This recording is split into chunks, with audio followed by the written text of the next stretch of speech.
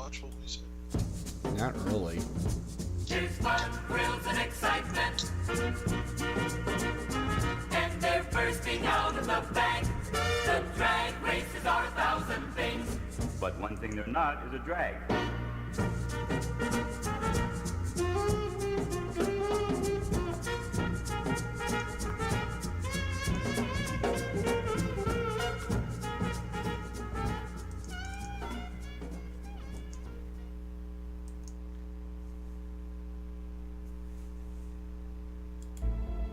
Hello, this is George Romero. You're listening to East Coast We going on? Horror Group. Yeah. Right meow? You're on, Drew.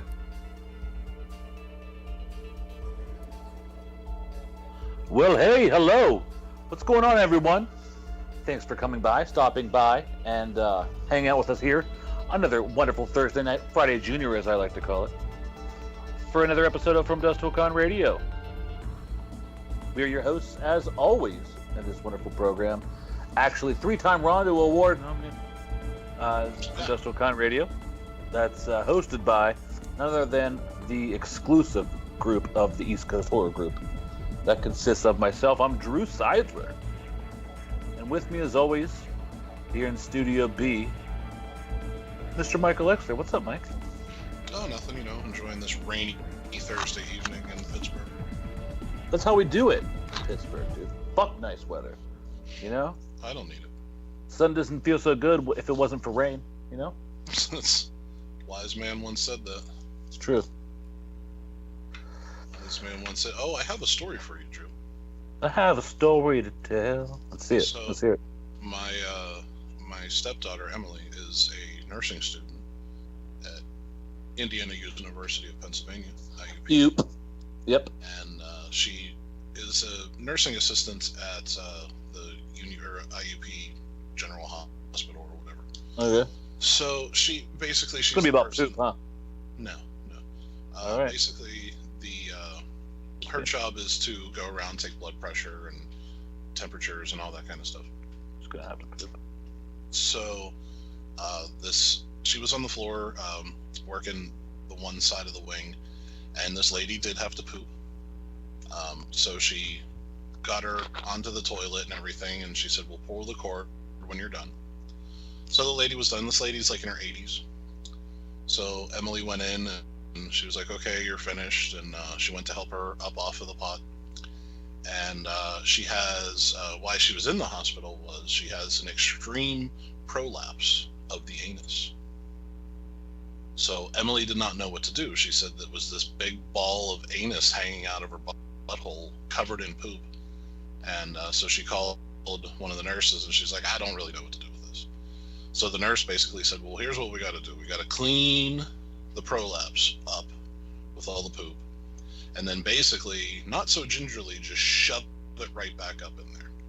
So that's what Emily had to do, was clean poop off of the prolapse, and then just ball that thing up and shove it right back in the butthole. So that's my story for you, Drew. I called the story about 8 seconds into the story, just so you know. Don't think that story has any place on the show, Mike. It does. There's no place for prolapsed, dirty anuses on the show.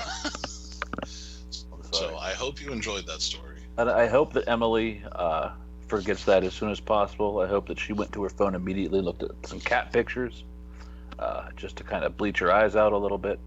But man, that sucks. She said after she got it cleaned, it tasted a little funny, and I kind of stopped the conversation there. So. I guarantee she did not say that, but you added that just now. No. Does that sound like me? Yes, it does. Yeah, it does. So, welcome everyone. This is just another episode of From Dusk to Con Radio. Prolapse hour. That's right. Thanks everybody for coming out to the chat room. Really appreciate that. Sorry you had to start in here with that. But, that's just what Mike does sometimes. Mike will talk about prolapse buttholes.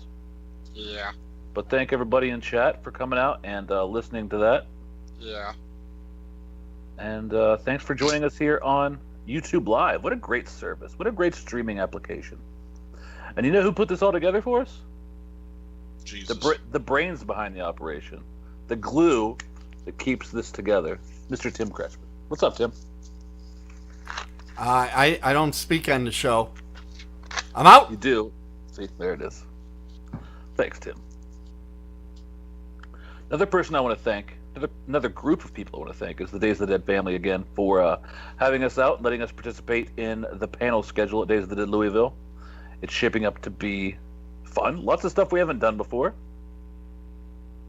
Yes. Marty, you're excited too, aren't you? I am excited. I enjoyed Louisville last year. It's a nice, very nice hotel. The crowd was really cool, so I'm looking forward to going back to that city. Me too. I've been to Louisville. I haven't been there for the convention, obviously, but I'm sorry, Louisville. Well, no, the hotel's really nice. It's probably the nicest hotel that we go to. Well, that's bad for them because we're going to destroy it.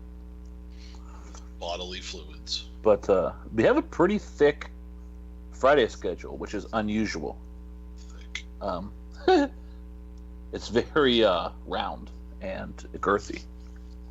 But now we have William Butler, who is a alumni of us, of course, of the Days of the Dead show. I'm sorry, from Dusk Till Dawn. You want to know what really happened just now? Why I got confused? You had a stroke. I did not have a stroke. What happened was, I clicked next on the on the Facebook conversation we had, where you sent me the panel schedule, and it was you in a fucking scuba mask singing a song. Yeah, So- I did that. So that, needless to say, that distracted me, and I apologize. But as I was saying, William Butler gets killed all the time. I probably know him best from the from the Night of the Living Dead remake, just because I've seen that movie 100 times over. But he's been in a slew of other films. He's been in, was he in Freddy or Jason or both? He was in Jason. He was in the 7th Jason. He was actually Kane Hodder's first kill as Jason Voorhees. So that'll be interesting. I can't wait to talk to him again. I wonder if he'll remember us. That's highly doubtful, but No, he won't. no. And then at 7 o'clock on Friday, we have Ernie Hudson by himself talking about, I'm sure we'll talk about Congo a lot. At least I hope so. I do have some Congo questions. Do you? Is it something like Amy, love, Amy, hungry, Amy, love, Tickle What? Amy. Amy, tickle? Holy shit, that is one. Oh, man. Basically, the two questions I have for him for that are, why did you do that movie? Yeah. And two, what was it like to work with Tim Curry? He's in Twin Peaks this year, too. Who the fuck isn't in Twin Peaks? Yeah, I know, right? Fuck. He was apparently also in Oz, and I don't remember him in Oz at all. He was the warden. I didn't even watch that show, and I knew that. I thought the warden was, it's called like Mc something. He was a white dude. Oh, McLovin, dude, yeah. Yeah, that was it. No, you're right. He was like the big guy in charge. And the little white skinny guy I'm thinking about was like just the leader of the Emerald City or whatever the fuck they called it.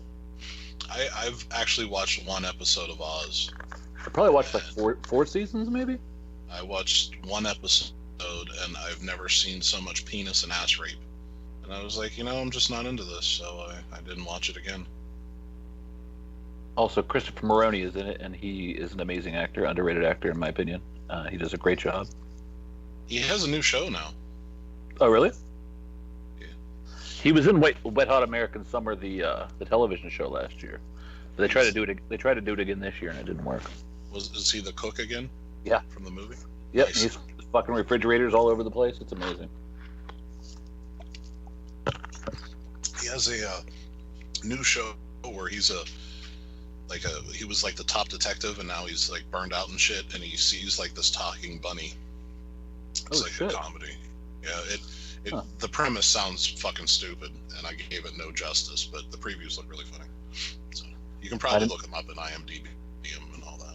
Another guy that was in Oz that I thought was an amazing actor, is Academy Award winner now. The first time I saw him was the guy who plays the fucking Peter Parker's boss. Oh shit! Yeah, I know who. He was in He's Juno. He was in State Farm commercials. Yeah. Why do I not know his name right now? Tim, you know his name, don't you? I'm a little busy. J.K. Simmons. J.K. Rowling. I know another guy from Oz. He was the African American guy in the wheelchair. Oh yeah. He was in Lost as well. He's been in a bunch of things. The thing I know him from is the Romeo and Juliet, the Leonardo DiCaprio. Oh, was he in that? Yeah, he was Mercutio. I just remember, obviously, Leo and Claire Danes and the guy who was in the last Land of the Dead. John Leguizamo. Yep, that's him. He was in Land of the Dead. He was. He was indeed. But yeah, anyway, we were talking about Ernie Hudson. Yes. And Ernie Hudson's in The Crow, obviously, for the Crow reunion. Yes, he's actually was going to be part of that panel too. Nice. So we'll get to see Ernie twice this weekend. We will. One of the original Ghostbusters, of course, also made a cameo in the newest Ghostbusters. Yep.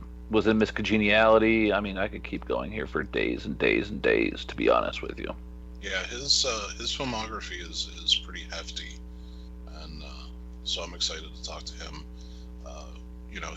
I know the role was originally set for Eddie Murphy for the role of Winston. Really? Yeah, and he actually he was ready to go, and they had to delay production because Bill Murray's role was Jim Belushi's role. Oh. Belushi, as we all know, died, so right. They had to delay production, and with that, Eddie Murphy got Beverly Hills Cop, so he was unable to do Ghostbusters. Interesting. So I'm curious to hear what he knows or any of that, and because he's like the only non-SNL guy on there. Correct. And I always wondered why, but that makes sense now. Yeah, it was. I guess Belushi's death put it into a sort of a back burner for a minute, and so that's how it all came to be. I believe that's why he's not on any of the promotional materials as well. But he has a bigger role in the second one. So is Vigo. The baby died. One of them. Oh, that's right. They always use twins because they can't use a baby for so long because it's torture or something. Rules, regulations. Stupid child labor fucking laws. Don't buy it. Jesus. If you're old enough to walk, you can hold a damn shovel. That's right.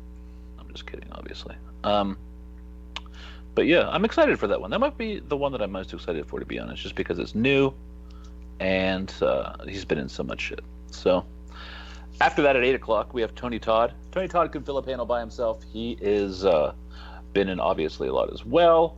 Also classically trained actor in all respects. We try to have him. Remember, we had him and Kane and Tony Moran on a panel one time, and he was like super pissed because Tony Moran was just acting like an idiot, like usual. Yeah. Yeah. So was Doug Bradley. Wait, Doug Bradley and Tony Moran were on a panel together? Yeah, that was Chicago. Oh no. Yeah, that was more painful. Than the Anyway. One And obviously, we'll talk about Candyman. We'll talk about Hatchet, which that's some news too. We could probably just slide in here right now. But somehow, Adam Green made and released Hatchet 4 without anyone knowing, and it premiered the other day. It did.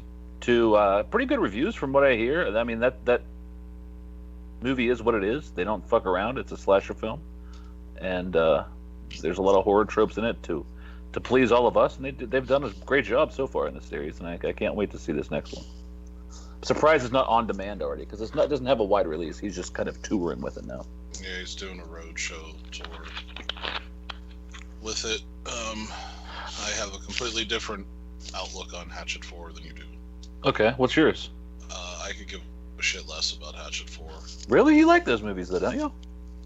I like the first one. And I mean, Sid was in one? Yeah. I do not care for Adam Green whatsoever.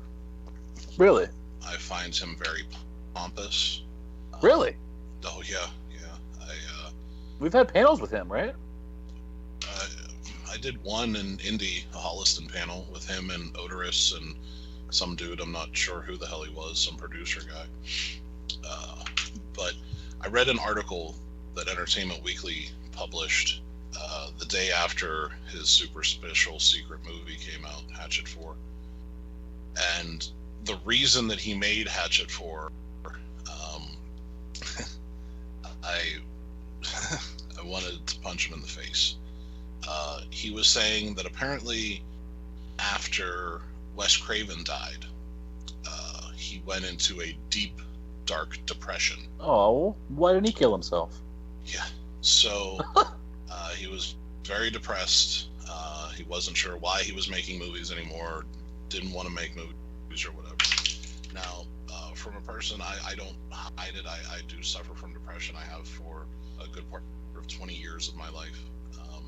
When you are sad over a situation, using the word depression really isn't that cool. It's like when you have a cold being like, oh God, I got cancer.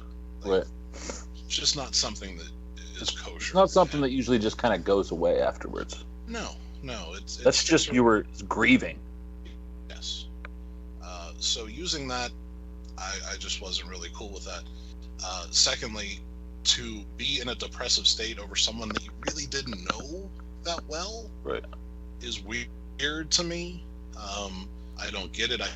You could be upset, you could be sad, but to get into a full-blown depression, I just think that speaks to who you are.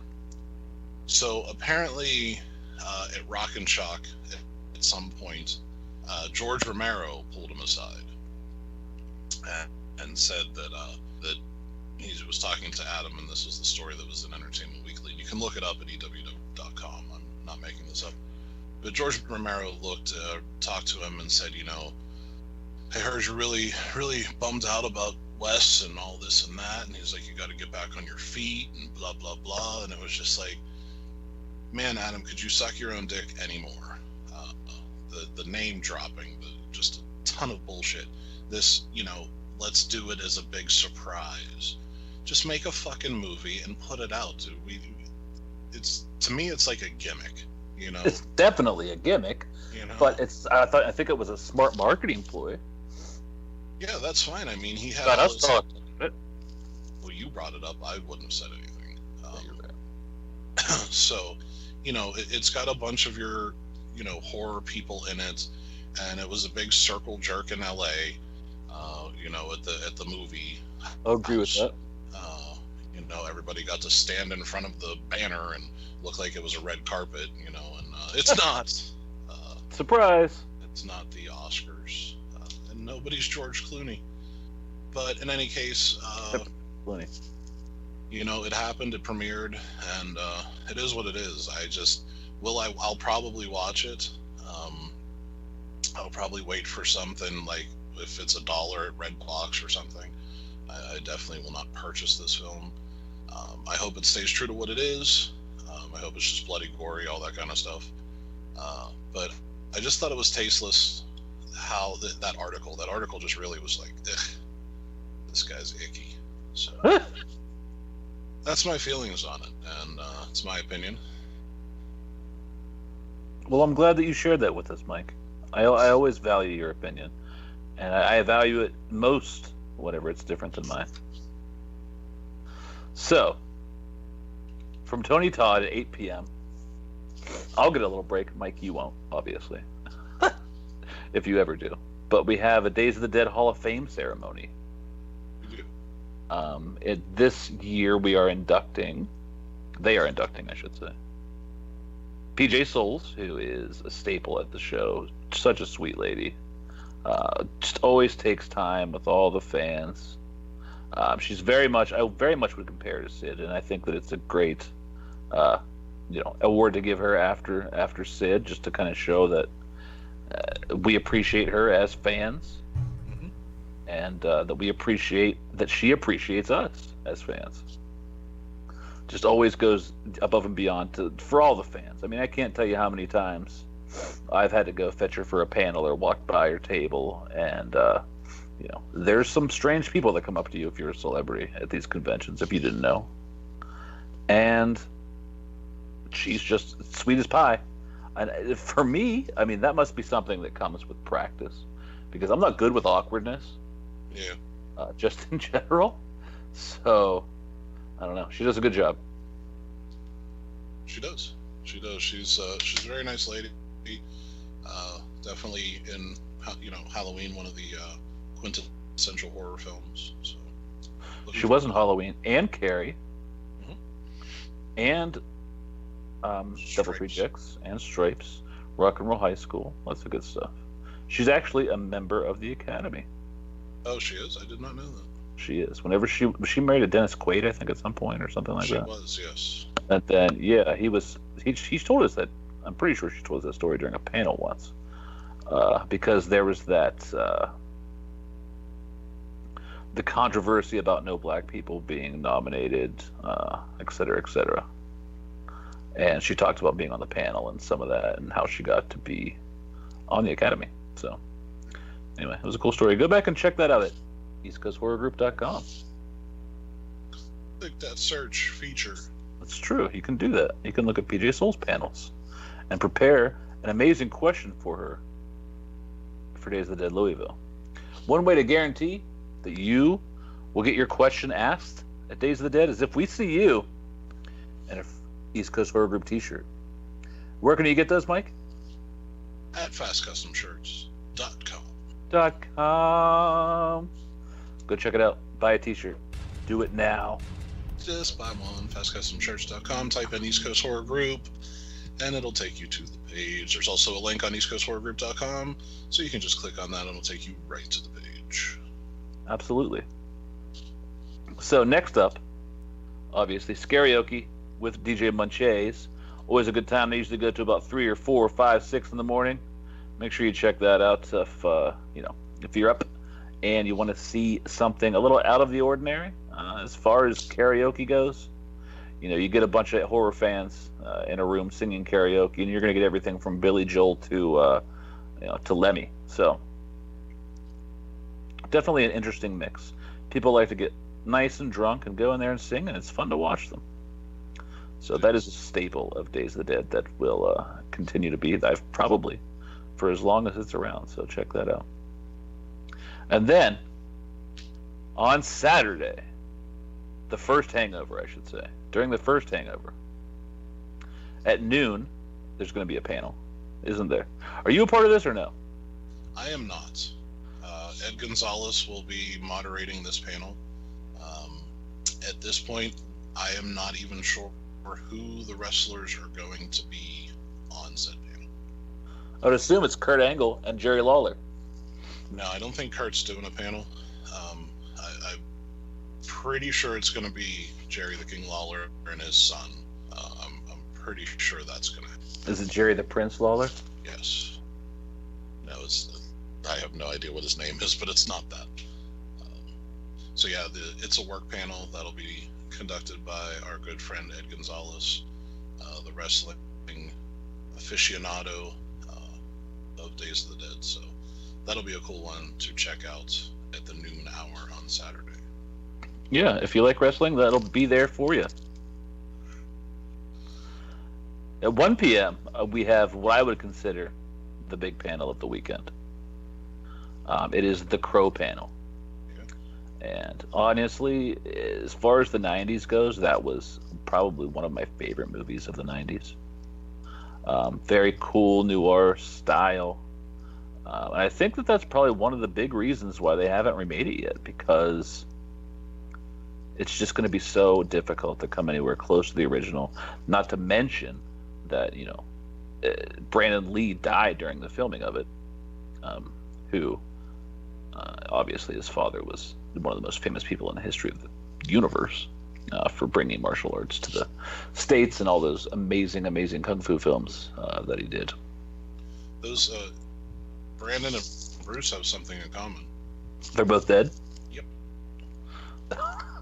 That's true. So what we're going to do is actually, interestingly enough, we're going to go ahead and exhume the body of Brandon Lee, bring him up on stage, and let everybody else have a look.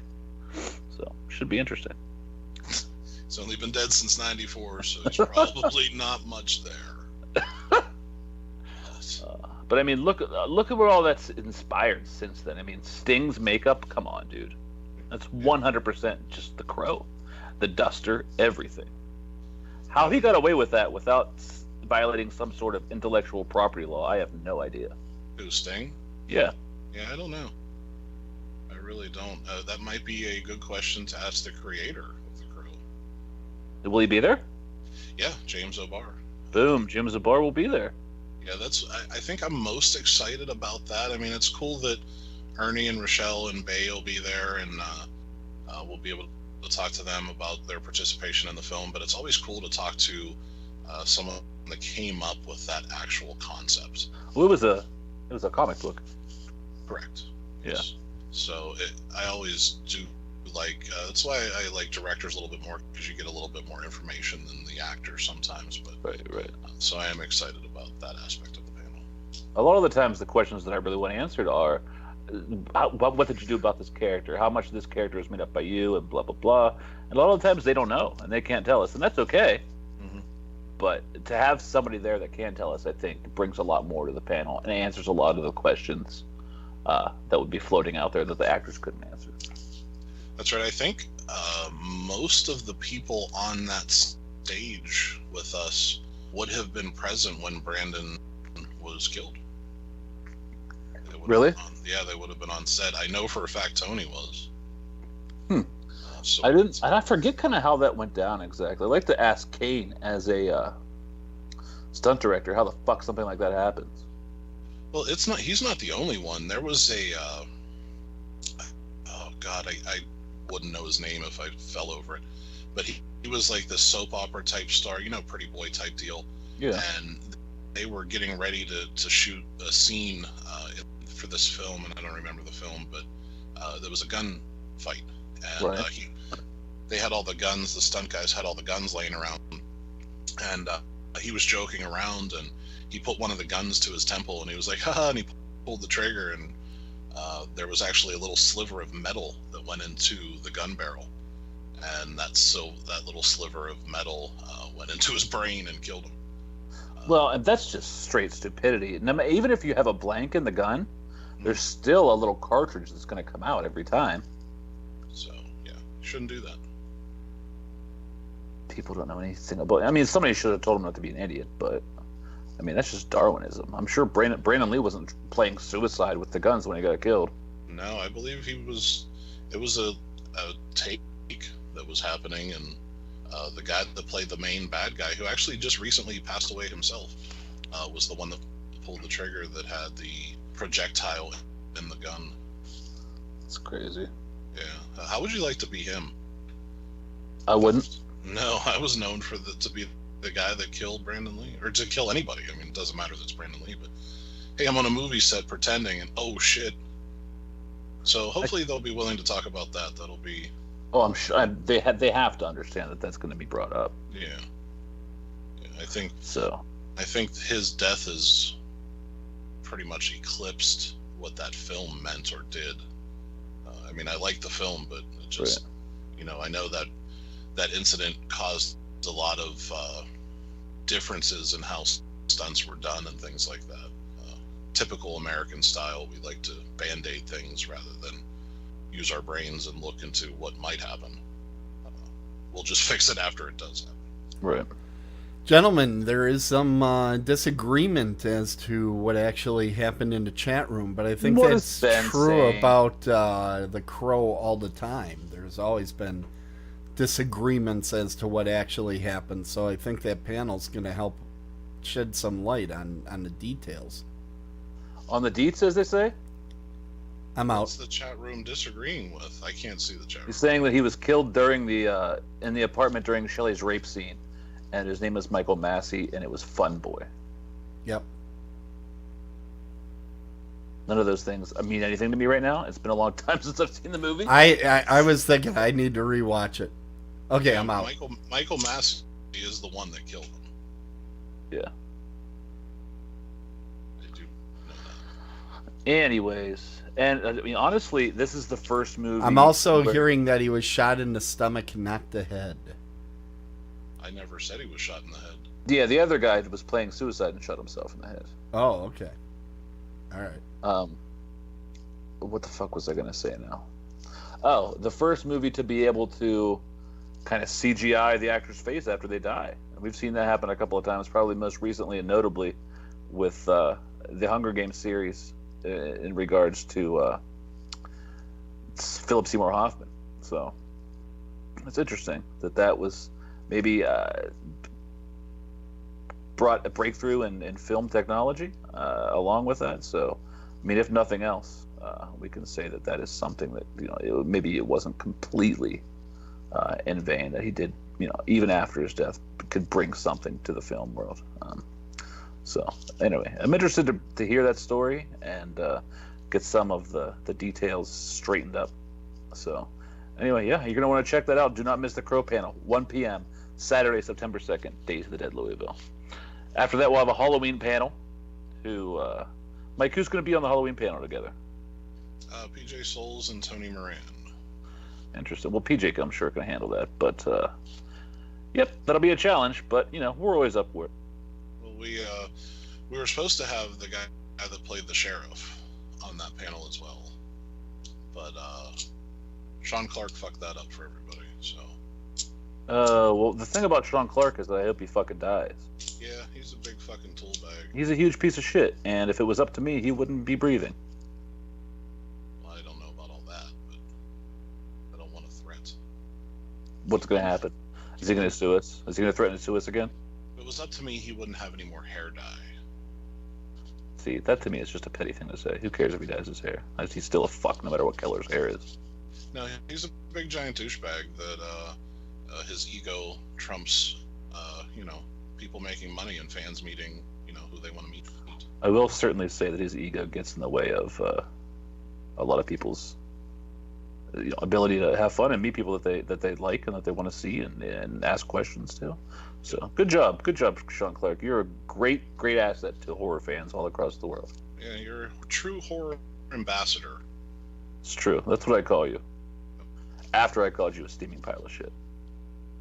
Agreed. Anyways, now that we've got that over with, at 3 o'clock Saturday, Friday the 13th, Jason panel, which will be, I'm assuming, CJ and Kane, and there's another guy that I forget his name, Mike, that you told me the other day. Warrington Gillette. Warrington Gillette. No relation to Penn and Teller. No, his last name is spelled like the Razors. Oh, okay. But he was the guy. If you've ever seen a Jason panel with Steve Dash before, he's basically the guy that the reason Steve Dash has the job is because he couldn't do the stunts, and he was in a scene, 2 scenes. Yeah, he was in the scene when Jason jumps through the window at the end, and he has the sack off his face, so you can see what Jason looks like. So he went through all that makeup stuff. So. Okay. So, I mean, how are CJ and Kane going to react to the guy who was in it for 5 seconds? They've done panels with him before. Oh, really? They've done panels with Ari before. I think they just play the game. You know what I mean? Because you have 2 legitimate Jasons, and then you have this guy that did things and such. I'm going to be legitimately honest with you. I have 2 questions for the guy, and that's it. What was it like? What's it like to be shit on by an old man every show? I'm just going to be like, tell your side of this story. We have Steve's side. You tell your side, and then talk about the makeup process. And then we should just play a clip of Steve talking shit and say, "How would you respond to this, sir?" Because this guy's funny. So yeah, I hope you're just funny. And then at 3 o'clock, we're done for Saturday because the costume contest comes on after us on the Jason panel, and then the makeup challenge, and then the VIP party at 9 p.m. and 10 o'clock. It's going to be looks like Harvest Lake. And I don't know if Brian and what the hell's the other guy's name? Is it Brian and Brian? Scott, Scott, that's right, Scott Shermer. I don't know if they're going to be there or not. where are you getting Harvest Lake at? Dark Harvest Party. Oh, shit. It says Dark Harvest Party. Yeah, It's the Harvest Lake? yeah. Fuck my life. There's there's 2 bands that are going to be playing. Casket Creatures. No, Stonecutters and Druid, I believe. And then I know there's also going to be a special performance by Captain and Maybell. They have So something special for you this time around up in here. They do. So you're definitely going to want to check that out at 10 p.m. And because they never disappoint. I've legit seen their gig like a ton of times, and they always bring something new. A lot of energy, and it's always a good show. Those guys are really good performers. So. Hey, Mike, you said you only had 2 questions for that gentleman. Yes. The chat room is coming up with some for you, so you'll want to check that out later. So some great questions for you. Ask if he's afraid of snakes. And also, based on your physical appearance, is your wife also your cousin?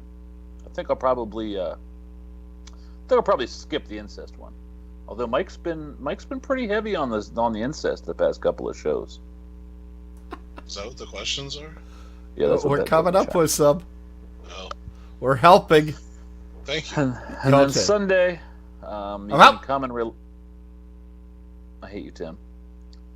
Sunday, you can come and relax and talk to us and Bill and Sid. Different panels, but each an hour long with each of them. So I don't think we've done that back to back before. Talk to Sid for an hour and then talk to Bill for an hour right afterwards. No, wait. So they usually either are together or on a bigger panel with House of a Thousand Corpses or whatever. And then the panel at 2 p.m. is Tibba. So I don't know how much you guys know of Tibba, but It's probably going to be the panel of the weekend. yeah, definitely want to check out 2 p.m. In the Black Track Room for the Tibba panel. So very interested. Timmy! So damn, we've got a lot of we spent 40 minutes talking about Louisville. So let's move on right to it. I don't know if you guys watched the preview, but there was a few topics we had on point that we want to talk about. First one I'm going to bring up now is the new horror line. Usually comes out around the Halloween time for the Funko Pop vinyls. Boom. So yes, you've heard it right. I am now a pop collector, and we can all thank Mike for that, and we can thank PNC Bank for not turning off my credit cards. Yay. So basically,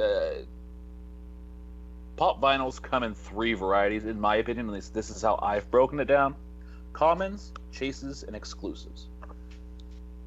That's pretty much it. So the commons for this round of horror pops are Annabelle, which I've picked up, which I think is my favorite of the commons so far. Norman Bates, Jack Torrance, Wendy Torrance, Danny Torrance, and Bride of Chucky, who I think they call Tiffany. Don't forget Carrie and Pennywise. Yes, and Carrie. And they didn't even call it Pennywise, they just called it It. No, it's Pennywise. I'm looking at the box right now. I have it too, Yeah, and it just says It. It says it on the top. It says Pennywise at the bottom of the box. Oh, does it? Yep. Yeah, it says Pennywise with boat. Oh, yeah, you're right, you're sometimes right, you're you right. need to read the entire box. I'm out. Read your mom's entire box, you Ooh. fucking cock. Anyway, so Annabelle I have. Mike, you have that one too, right? I do. Norman Bates I'm going to skip out on because I'll talk about that later. I'm not going to get the Norman Bates common. The Jack Torrance I do want because the chances of a chase are next to nothing anyway. Wendy Torrance doesn't have a chase. Danny Torrance doesn't have a chase. Bride of Chucky does have a chase. So I'll just go over this again. That's Jack Torrance. His normal variety, it just looks like himself with an axe and the chase variant is him frozen, which is I think a very cool. A lot of the times, a chase variant, especially earlier, I think in the runs of horror pops, especially, they just kind of put blood on it and call it a chase. Mm-hmm. But they've kind of stepped their game up here, and instead of just throwing some blood or changing the color, they've actually went a little bit above and beyond and really connected it to the movie too. So I thought that was cool. Speaking of just putting blood on something and calling it a chase, that's exactly what Tiffany or the Bride of Chucky is in this. So I wasn't real sad to not get a chase on that one, and I probably won't search for it or anything, and probably never want it, to be honest. And then there's I'm not getting either one of those. I don't care about Tiffany. I do have the common. So the Grady twins is also going to have a chase variant, which will be the Grady twins is dead, with little holes in their stomachs, and their skin's a little paler and greener. So that's a cool one. That's one that I actually do really, really want. And then as far as exclusives go, FYE has a black and white Norman Bates exclusive that I've been on the hunt for God, it seems like 8 or 9 weeks now. And the Grady twins are actually Target only. Even the common is a Target only exclusive. So which means go right to eBay. Yeah, which means you're not going to get any of that. So already we've actually had something in the pop world go horribly wrong with just this horror set, and that is the Pennywise pop. Has that chase variant, as we've spoken of, and it's really just a different color tone. It's not that cool, to be honest with you. It's like sepia instead of just normal. And apparently there's a problem with licensing, and they have to stop making the chase variant, which I'm no IP lawyer or anything like that, but I don't know why, if you have licensing issues, why the chase is a problem and not the common. But anyway, it makes absolutely zero sense to me, because this Pennywise version, there's 4 versions of it. Yeah. There's the common Pennywise with boats. There's going to be the Hot Topic exclusive where he has the balloon. There's going to be a Walmart exclusive, and I don't know what the fuck he's going to be doing with his that. His hair is like off to the side. Yeah, and getting a pop at Walmart, you might as well just shoot yourself in the face, because 1, you have to go into Walmart, and 2, you have to deal with Walmart employees that are fucking stupid. I asked the guy the other day in my nearest Walmart where the pop section was, and this dude had to be 75 years old. He had no fucking idea what I was talking about. I'm just like, never mind. Yeah, just never mind. Just go away. I'd rather look like a creeper walking around a kid's section than have to talk to you anymore. So the fact that the chase variant has licensing issues when it's the same studio, it's literally the same fucking figure, it doesn't make any sense. But you'll find as you go along in collecting pops that Funko doesn't make any sense 99.9% of the fucking time. Case in point, they're starting to release the New York Comic-Con exclusives. Mm-hmm. And the first one they released was a new WWE pop. Yeah. And I can think off the top of my head about 30 wrestlers that need to have a pop, and they give a pop to Zack Ryder. I have no idea who that is. Exactly. Nobody knows who that is. So, I mean, again, logic and Funko do not go together. So I don't get where this licensing issue is, but alls I know is that chase figure now is selling anywhere around the $300 range on eBay. Yeah, and now it's I think they because it's supposed to be 1 in 6 for the chases this season at least, and once they've done the math on it, this chase variant of Pennywise is now 1 in 96, which makes it one of the most rare, if not the most rare chase ever made. Yeah, because usually, even back in the day, it was 1 in 36. Yeah. And those were about impossible to get. So. There's what? When I was reading about this today, they showed there's actually a chase variant of Alex from A Clockwork Orange, where he has the mascara on, and I think they only made 12 of those. I don't know if that was on purpose or if there was another licensing issue, but I think that is actually the most sought after chase, or at least the most rare chase. Do you know of any other ones? What'd you say about sticker?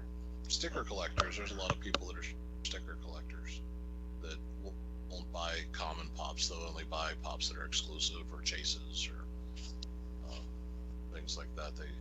They won't dare have a common pop in their collection. Just another echelon of why collecting sucks sometimes, because people suck. It's true. So I mean, yeah, that's the horror pop conversation. Those are the horror pops coming out this season. There's some other ones that I didn't mention that don't really apply to the show. I think maybe, or just vaguely apply to the show, like Nightmare Before Christmas and some other things like that. But yeah, so that's that. I hope to get my hands on Grady Twins Chase or Not, just period, because I mean, you said Walmart sucks, but at least when I go into Walmart, they usually have some pops there. Every Target I've ever been in has had like 7 pops, and that's it. Yeah, that's because they're fucking terrible. Walmart is terrible because the people are stupid. Target is terrible because they just take them and sell them on eBay. The employees. So. Walgreens is good for that too. I found a secret Walgreens that usually has all the exclusives. It's in Crafton. Yeah, fuck going to Crafton. Yeah. Oh yeah, that's far for you, huh? Well, the one on Fort Couch Road is huge and usually has cool shit, right? Yeah, it's the one to get picked over first. I was lucky though. That's where I found my Pennywise comic at. Oh really? Yeah, it was high up on a shelf behind a bunch of shit. Dude, I was there the other day. I know exactly what you're talking about. I had some Nightmare Before Christmas bullshits or something. Yeah, I hate Nightmare Before Christmas. Fuck that. Who cares? Anyway. So, now I guess we'll move on to just a short Stranger Things 2. Stranger Things Season 2, rather. The only thing I've seen so far is just a poster. Mike, maybe you've seen more, but it shows what to me looks kind of like, I don't want to say a cocoon, but like a baby inside an embryonic sac. That's the best way I could probably describe it. And it just said that Will was the only one to escape the Upside Down, which blatantly is just not true. No. Because 11 was in the Upside Down, Joyce was in the Upside Down, myriad of other cast members were in the Upside Down and came back. So I have no fucking idea what that means. And also, this, in my mind, is the worst spoiler you could possibly have for the show. Is they have Millie Bobby Brown, who plays 11, if you don't know who that is. And up until now, I never realized how fucking retarded that name is. Like, your name is literally Bobby Brown. It is. Anyway. But she's been doing press for season 2. Well, That's a huge spoiler. If you've ever seen season 1, the big question is she alive or not? Well, she's doing press. Maybe she's in a flashback or something. You could spin it that way, but there's no way that she's the main character. If she's doing press, she's going to be back in the season again. So that ruins that big question mark. I have not tried to avoid anything as far as Stranger Things go. I just have not seen anything. The only thing I've really seen is a picture of them wearing Ghostbuster suits. Yeah. That's it. That's all I've seen.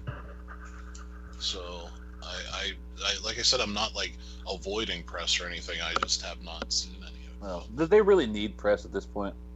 No, I think it's one of those shows that has its base, and obviously you know where to find it when it comes out. So Yep. I don't really think they need to spend a lot of money on commercials. After the season 2 is finished, we should have Autumn back on and review season 2 for us. That would be good. See, the joke is that she was mad because Fuck we're you, making fun of Drew. her for Fuck you, Drew. season That 1. was Fuck you, you. Drew. Tim was in on it too. That was literally the first time I can say that I was completely innocent of all wrongdoing. I don't know Usually- about that. I think just your presence being around, God, that Kind sounds exactly something like Rich would say.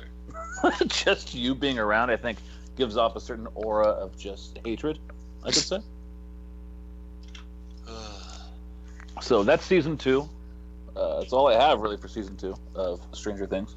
Ghostbusters. I'll be watching it. I'm interested, and I'm sure everybody else is too. So can't wait to see what they do. I was a huge fan of the first season. I know I just shit a little bit on the teaser stuff, but who cares? I'm sure this season will be amazing. The Duffer Brothers, I think, is what they're called. What they're calling themselves. Know what they're doing as far as to capture an audience, especially one that grew up in the '80s. So, just the atmosphere, along with just the great acting, and we've met those kids before. They're all good kids, and I wish them nothing but the best. So, good luck on Stranger Things season 2. Okay. Next up,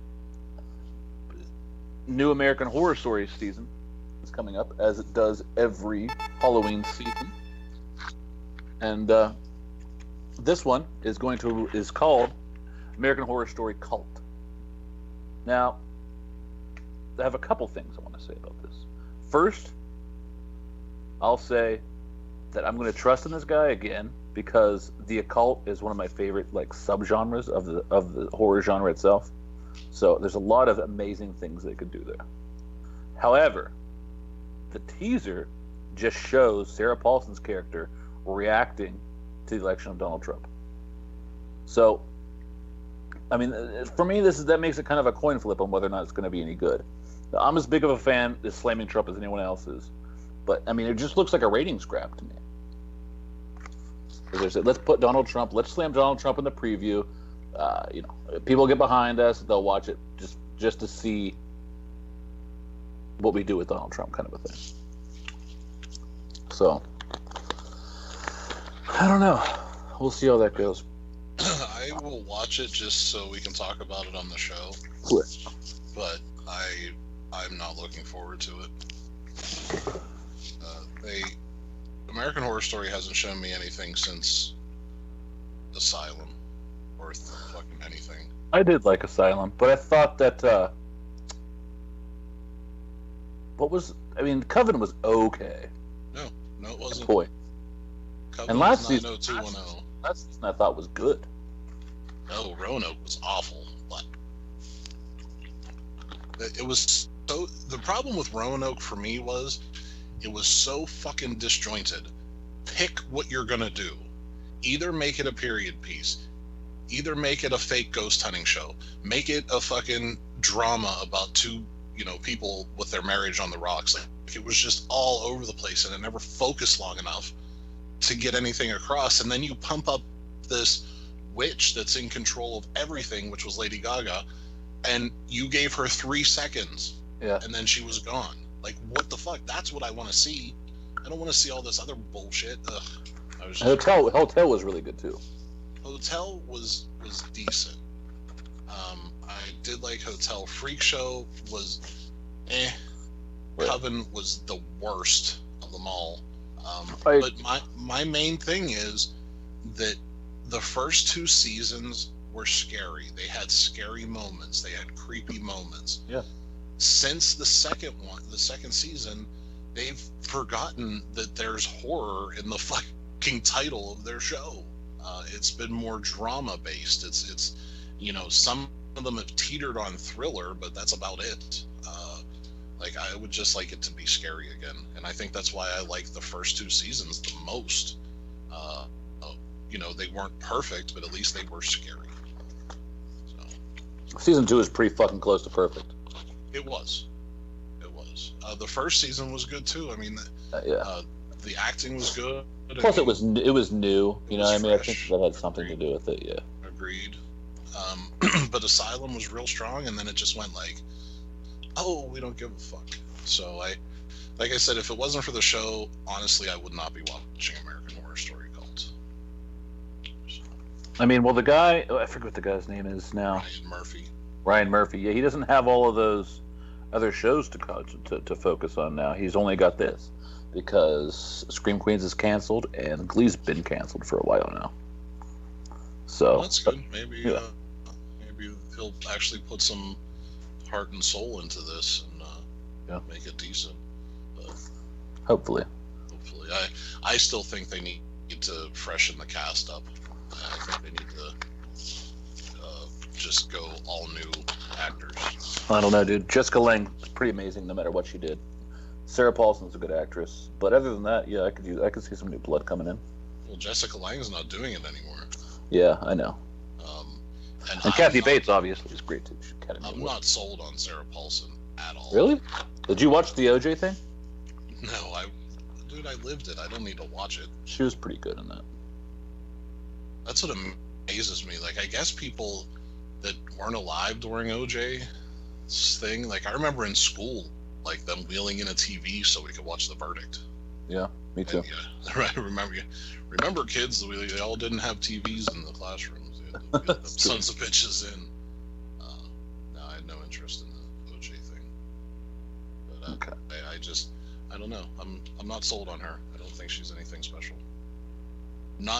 She would be good as like a supporting player, but they're sort of making her like the new Jessica Lange, and she ain't fucking Jessica Lange at all. I mean, she played 2 roles in Freak Show, was great, and I mean, she wasn't that great in this last one, but at Hotel, she played a pretty good character as far as because she was the supporting drug addict strung out. Yeah, and she wasn't main. That's why I think she can be good. What, being a bitch? No, just being a supporting role. Like right. in the show. Yeah, no, it's hard for her to be a villain, I think. They've never cast her as the bad guy yet, and I think it's because she can't do it. Well, Hotel would be the most that she was a bad guy, quote unquote. I mean, that's just I just pitied her during that season. But anyway, wanted to close the show with a little Game of Thrones talk. I know it's not horror, but everybody in the universe watches this. If you have not seen the latest Game of Thrones episode, you may turn it off right now. There will be spoilers. So, I mean, I've heard people that I know that watch this calling this their favorite episode of all time. Nope. I mean, to me, it doesn't even compare to the Battle of the Bastards episode. No. That was maybe the best moment in television ever. And this, I just thought, it was kind of disjointed. And Mike, you noticed something about the Night King that I didn't notice. Yeah, it's not the same actor that has been the Night King the previous seasons. The gentleman that played the Night King prior to the season was the same as Doomhead in 31. I don't know his name, but I'm sure someone in the chat room will be able to know that. This new Night King, his face is too fat, and his walk doesn't work for me. Like, I'm not terrified by this guy at all. This new Night King. No, you're right. Now that I think about that, he did seem less menacing. Very, very much so less menacing. I don't know why that guy bowed out, but Probably got speaking rules. yeah, but it's a shame that he did, because this new Night King is fucking something awful. I'll be honest with you, I had a lot of problems with this episode. The death of what is it, Visceron? Well, that's the thing, is people were so sad by Visceron dying. I didn't see any dead dragons in the episode I watched. No, he woke back up with he did. Eye. Mm-hmm. That the Fat Night King's gonna ride. Couple of things I thought about the White Walker dragon. Will it spit ice instead of fire? Yeah. Also, another thing I thought was that Bran could just warg it and take it over, and it wouldn't be actually an issue at all. Can he do that to dead things though? I mean, he's always kind of getting into the head of the White Watcher, right? Or the Night King. No, he's never gotten in the head of them. He's always gotten things close to him, and he sent ravens, and then they got close to the Night King, and then they were all like, "Oh fuck." Yeah. So I mean, he's going to. I think his powers will start to strengthen because he's only been a 3-Eye Raven for half a season now. So yeah, it's still like for someone to tell me what the fuck that means. The storytelling's suffering something awful this season. I did want to say that. You're right. I think You've hit a lot of cool things with the. I think the episode where we thought Jamie was dead was really well done. Yeah. This past episode, you know, Visceron, whatever, it just, there were so many holes in it. And what the fuck is with Daenerys, man? What is she turned into a stone? What do you mean? Her child is fucking in the air, dying, and she's just staring. Like, she's showing no emotion, no anger, no upsetness. She's just watching her child die in the air.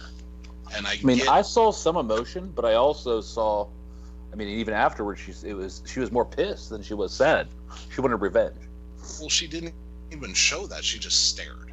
And for her, like, I think you can ask any mother, and the reason that I'm calling her the child for people that might not have seen Game of Thrones, that's what she references these dragons as, that they are her children.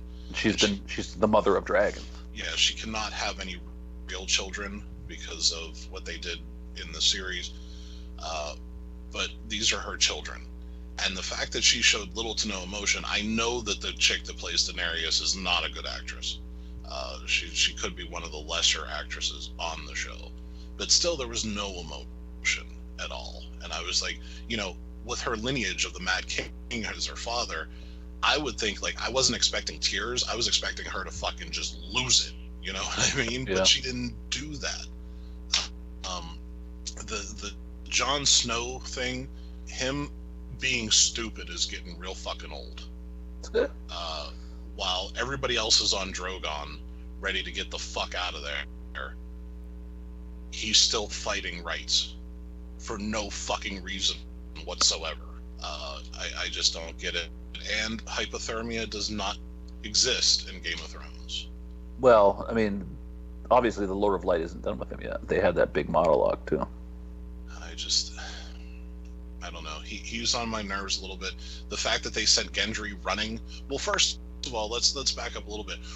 Why did they go beyond the wall with no fucking horses, no fucking supplies? Like, what did they think they were going to come back in a day? Like, this doesn't make any sense. They hiked and hiked and hiked. Why wouldn't you bring shit with you? Why? Are you counting calories, Mike? I mean, come on. They're flying around on dragons and killing ghosts. But seriously, where's the horses, dude? The Dothraki have them all. That's not true at all. There's always been horses at the wall. I don't know. I think HBO is truly rushing this series. Yeah, me too. And it's just hurting it. And I truly blame the fucking writer of Game of Thrones. If his old fat ass fucking got off of his fucking pillow and finished his goddamn book that he's been writing for 10 fucking years, then HBO would have had the fucking storyboards for it. But he doesn't, so they're just kind of like, well, we got to make it, you know, and obviously whoever they have writing Game of Thrones, the show, is nowhere near the caliber of writer that George R.R. Martin is. Right. So I mean, I would blame him. They're the ones that want to put this out. They could have waited until the next book came out and just said, "Hey, we're waiting on the source material." And everyone, I mean, I would have been pissed, but I would have understood. I would have rather had that happen than them just start to make it up on their own and it turn into kind of what it's starting to turn into, honestly. But they're in it to make money. Like, they don't care about any of that because they're already talking about spin-offs. Oh, it's confirmed. The spin-off with the prequel with Ned Stark is confirmed. So, I mean, they're just looking for I'm sure they're done with this. They're looking on for the next, you know, dollar bill to come from this. You know, but I don't like how they're rushing through fucking, who's the chubby dude in the Citadel? Tully. Yeah, Samwell. His fucking girlfriend that just learned to read literally just cracked the biggest fucking mystery in the fucking Game of Thrones universe, and they just kind of skipped over it. Sam's like, I don't know. Wait, maybe I missed that, I guess. What happened? He fucking found out that Jon Snow is a Targaryen, and fucking that Rhaegar and fucking what's his nuts, Ned Stark's sister had a baby. Now, it didn't say it was Jon Snow, but it said that they had a baby. So I must have missed that, because the only way I knew that was through the flashback. Yeah, that was the flashback. But then, we knew that, but nobody else knew that. So she was looking through a book, and she was like, "Oh, did you know Rhaegar and I don't know her name, Stark, had a baby?" I believe it's Catherine Stark. Yeah. And Sam was like, "Oh no, I didn't know that. Whatever. Shut up, stupid woman." And I was like, "Idiot." So obviously, Jon is going to be a dragon rider. They keep teasing that there's going to be another dragon rider. Obviously, since Drogon was cool with him touching his snout, we know that he is definitely going to be a dragon rider, and I guess he will ride the other dragon that is not shooting fire. One thing that I do want to say that I despise HBO for is in the summertime when they were, throwing out little teaser posters and all that kind of shit. They had a teaser poster of the Night King riding a dragon. And I was like, well, how does he have a dragon? Yeah. Well, now we found out. Yeah. So, I don't know. I'm hoping beyond hope that they don't rush this last season that we have to wait a year for. And because it would be a damn shame to ruin this just because you wanted to rush it out. But I also want to mention Tyrion. I think they've dumbed down his character a ton. Yeah. Like, he is not as witty. He is not as interesting. No. And I don't understand why they're doing that. He's barely had any dialogue this whole season so far. Exactly. Like, what the fuck? Like, one of your best characters, one that people were like, if you kill Tyrion, I'm not watching the show anymore. Like, that's how much clout that this character has. And you're just wasting him. Like, I don't get it.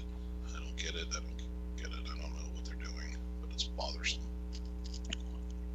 So I have a little bit of a rant here that I want to go on, and Mike, you feel free to disagree with me or not, but I don't know if we're supposed to be siding with Sansa, but I am firmly on the side of Team Arya here. I mean, in the beginning of the series, I thought she was a horrible bitch. I mean, she was written as a horrible bitch. Now she's undermining Jon. Her main ally is probably the most untrustworthy person in all of Westeros. Now, I mean, she's been through some shit. Obviously, getting raped by Ramsay Bolton was a rough scene to watch, but she hasn't been through any more than anybody else. I mean, look at Theon Greyjoy, look at Daenerys Targaryen, look at Arya, look at all these fucking people and what they've had to go through, and they had to go through more than she ever has. Oh yeah, she's had it the easiest. Look at Bronn. Look at Bran. Look what he had to go through. Jon Snow died. Yeah. I mean, I understand that it's Baelish, it's a ploy to drive a wedge in between them, but Sansa brought him to the picture to begin with, so if she wouldn't have brought him into the picture, that would have never happened. Yep. I just don't have any empathy for a character no matter what, and it just seems like no matter what the situation is, she still acts like an uppity, superior bitch to everyone. And I just don't know what they're trying to do there. Because, I mean, they turned Arya into super bitch last episode, and I would have had her back the whole time. Fuck yeah. Like, you can't just read that thing of her selling her father out and be cool with it. It doesn't matter. Like, someone was saying that what they should do is talk to each other and say, well, Littlefinger gave me this. I don't think it matters where it came from. It happened.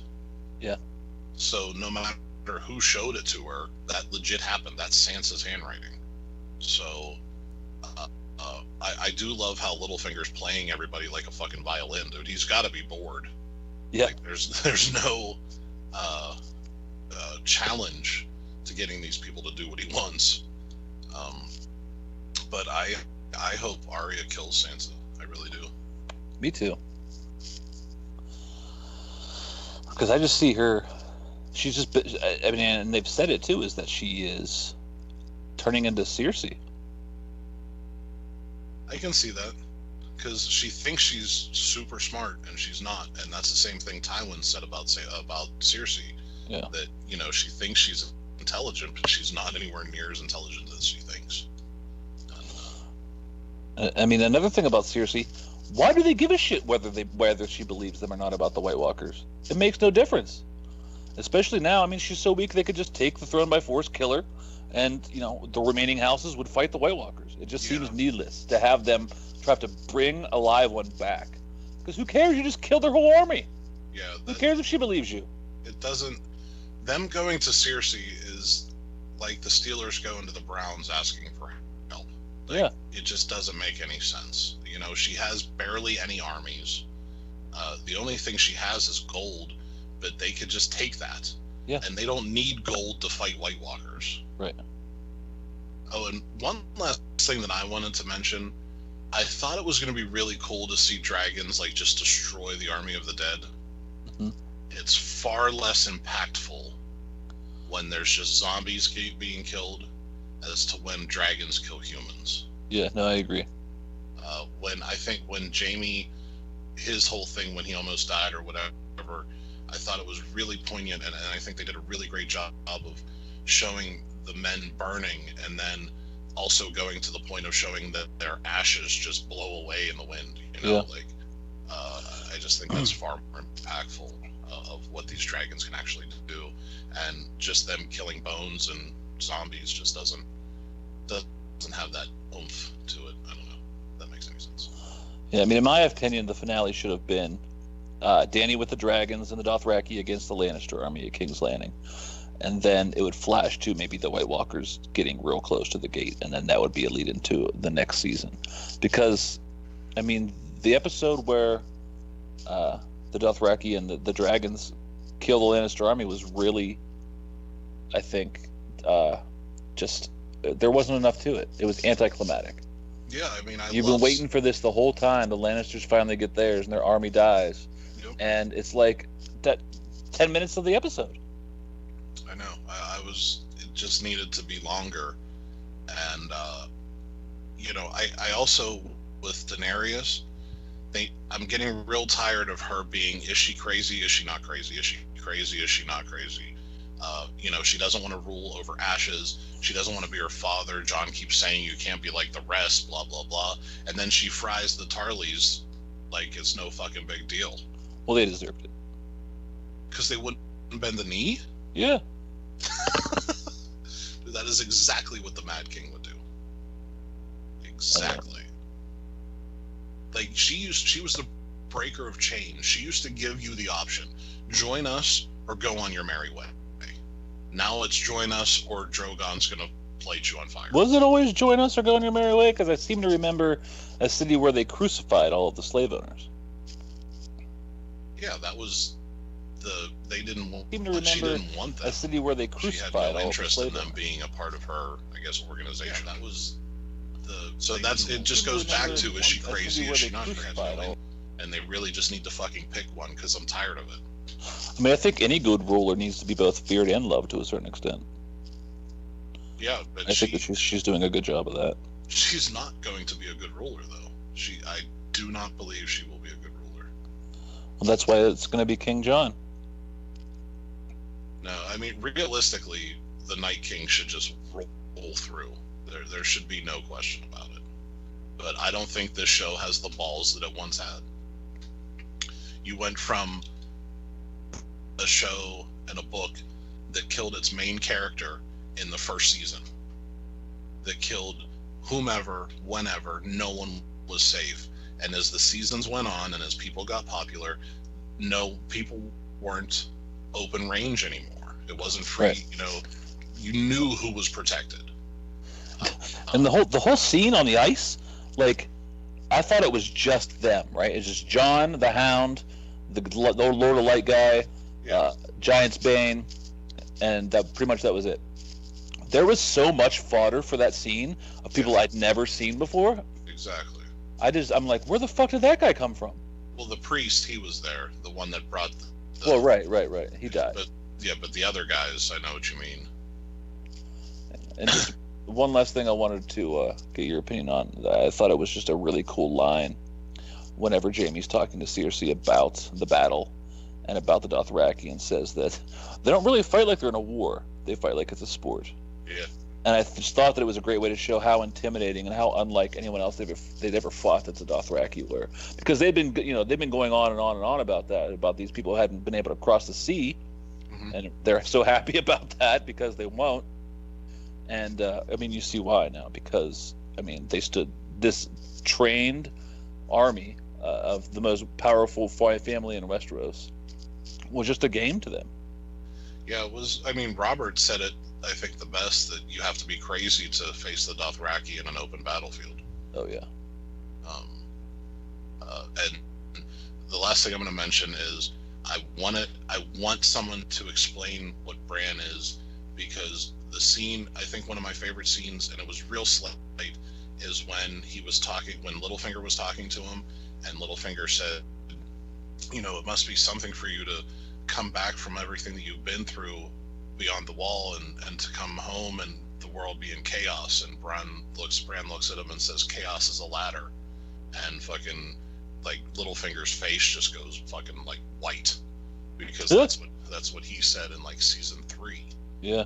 And it's like, how did you know that? You read his fucking mind. Like, did Bran go there and watch? Like, what? Their storytelling of Bran has been fucking atrocious. Ugh. I was looking through an article too the other day, and this will be real quick, about how right they got the characters in Game of Thrones as opposed to how they're described in the book. Mm-hmm. It was actually really interesting. I think it was a Slate.com article, but the one they got the most right was actually Daenerys. They said that just that they explained in the book that every time that she, obviously when she escaped the flames with the dragon eggs, that her hair burned off, and then again when they were in the Dothraki high chamber, whenever she burned everyone, that her hair would have burned off as well, and that she wouldn't have that long hair right now. But other than that, it was pretty much perfect. I guess they described the mountain in the book as being nearly 8 feet tall, and using a great sword with one hand. So I mean, he's not that big, but that's about as good as they could get. I saw an artist renditioning of what Tyrion's supposed to look like from. Yeah, he doesn't have a nose, or he looks super fucked up. One of his eyes is like fucking clouded over. Yeah, well, he has 2 different color eyes, just like the Targaryens. His hair is white like the Targaryens, and he looks like a fucking monster. Yeah. He looked like a monster before that battle where he kind of got fucked up, but yeah. So Peter Dinklage is a little too good looking for Tyrion. It's true. They also said Melisandre was a 10 out of 10. Like, they couldn't have thought of anything better. Oh, and I guess Jorah looks too good for the books. Yeah, he's supposed to be like bald and super hairy chested. Yeah. But he's the guy that made the T-virus. Wait, what? In the Resident Evil movies, Ser Jorah is the scientist that created the T-virus. Holy shit, you're right. Yeah. Huh. That's why they were filming the last Resident Evil film while they were filming Game of Thrones, so that's why he got that scaly shit. Oh, grayscale. Yeah.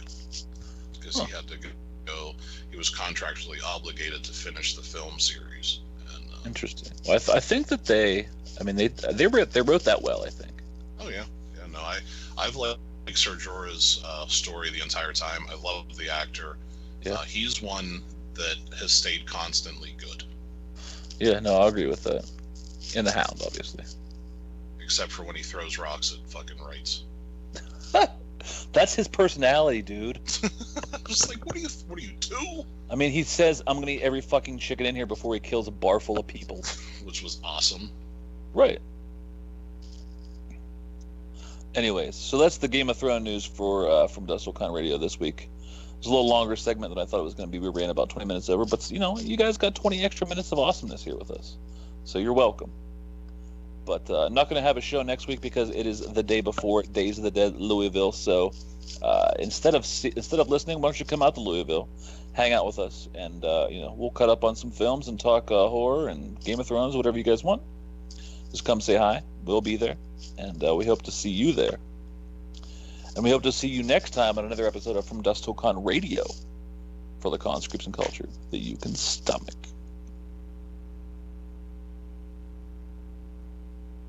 Tim is not paying attention right now.